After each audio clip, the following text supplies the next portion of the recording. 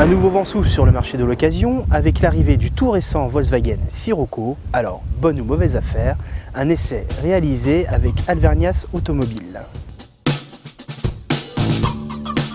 Dévoilé en 2008, le Volkswagen Scirocco reprend le patronyme d'un modèle de 1974 mais ne joue pas la carte de la nostalgie. Auto moderne, son design extérieur inédit est dans l'air du temps, agressif et sportif. Le coupé mise sur sa faible surface vitrée, sa ceinture de caisse haute et son arrière galbé pour se former une image de tigre de l'asphalte. Et cela même pour la modeste motorisation 2 litres TDI de 140 chevaux de notre essai.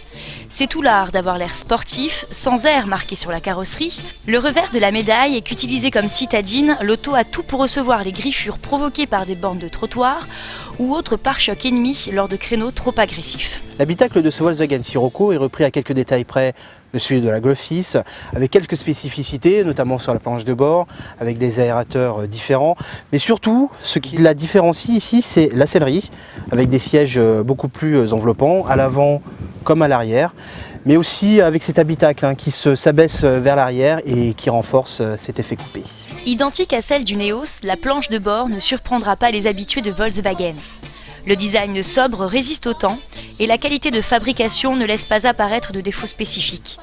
Il faudra juste surveiller les parties basses, au plastique plus classique et dont l'aspect tiendra avant tout au savoir-vivre du propriétaire précédent.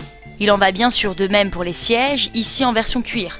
Chic et confortable, certains puristes préféreront tout de même un bon tissu tout aussi élégant et à l'entretien plus simple. Quelle que soit la version, le Scirocco garde un esprit sportif.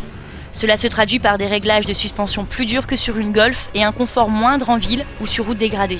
On fera également attention au passage de rapport pour vérifier si l'ancien propriétaire n'a pas usé prématurément l'embrayage en se prenant pour un as de la piste.